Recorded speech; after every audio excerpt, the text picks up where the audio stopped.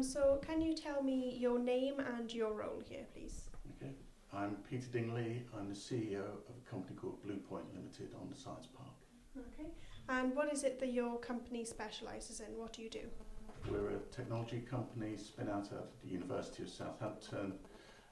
We provide a platform for providing digital content to areas where there is no internet connectivity, mainly in developing countries, but also in the UK as well. How exactly does your company fit in within the tech industry? We are a mixture of some quite sophisticated hardware cloud-based systems, which has a local hub which we put on the ground in these countries. And it's a combination of both the ability to take digital content and put it into a form that individuals or organisations can deliver to people using their mobile phones on the ground. And the reason that we concentrate on areas such as developing world is that everybody in those areas has a mobile phone.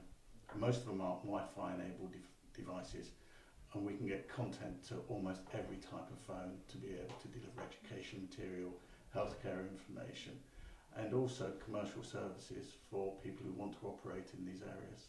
Why did you set up the company? Where did your idea come from? The idea came out of some research that was done at the University of Southampton by a chap called Mike Santa. That was all around the adoption of mobile internet in sub-Saharan Africa. And out of that, his research showed that everybody had a phone, but nobody could really afford the data costs in being able to use them. And therefore there was some really disruptive behaviour that was happening in those areas just to get airtime to use phones.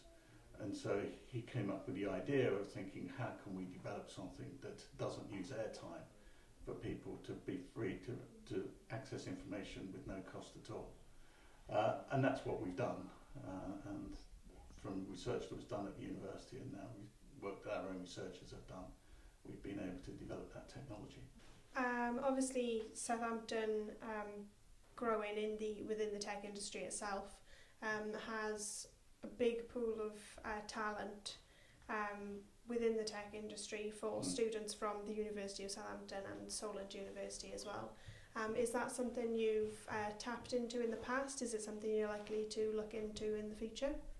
It's something we've heavily tapped into in the past.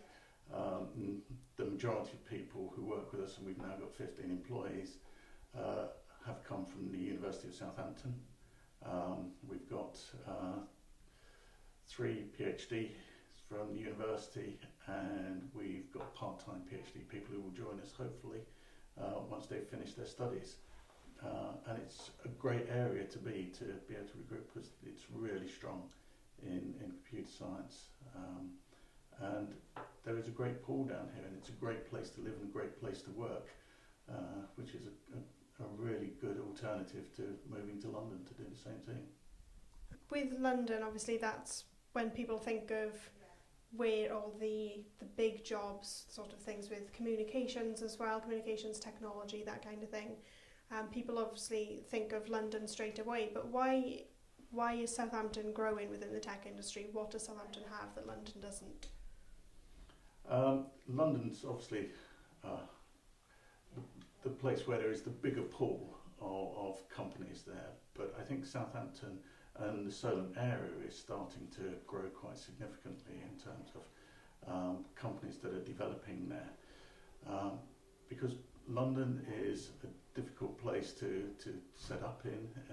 It's an expensive place to be, where it's obviously it's a much nicer area to work down here, particularly if you've been at university down here. A lot of people actually just want to stay and have the opportunity to stay in the area, and we give them that opportunity, and the network of companies that are being built, and the ecosystem of companies that are being built around the Science Park and other areas in here really gives them that opportunity. Why did you decide to set up your business in Southampton, and why here specifically in the Science Park? well, because it's spun out of the University of Southampton, it was the obvious place to start. And because we could tap into that pool of talent that's around to do that. We chose the Science Park because initially the idea, when it first got developed within Southampton, used the Catalyst Centre here, and that helped in terms of, particularly with Mike Centre, in terms of getting some ideas of where the business might be able to go and whether there is actually a business around the idea. And then from there we were tapped into the Set Squared organisation, which is also based on the Science Park, and that enabled us to grow the business. We then and enabled us to get some funding as well for the business. We then,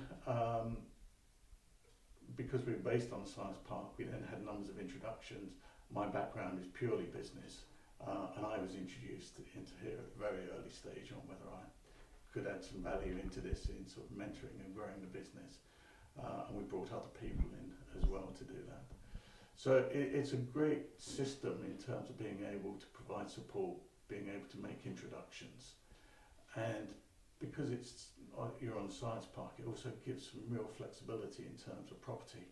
So it's very easy to start in a small office, move to a larger office, move to a larger office.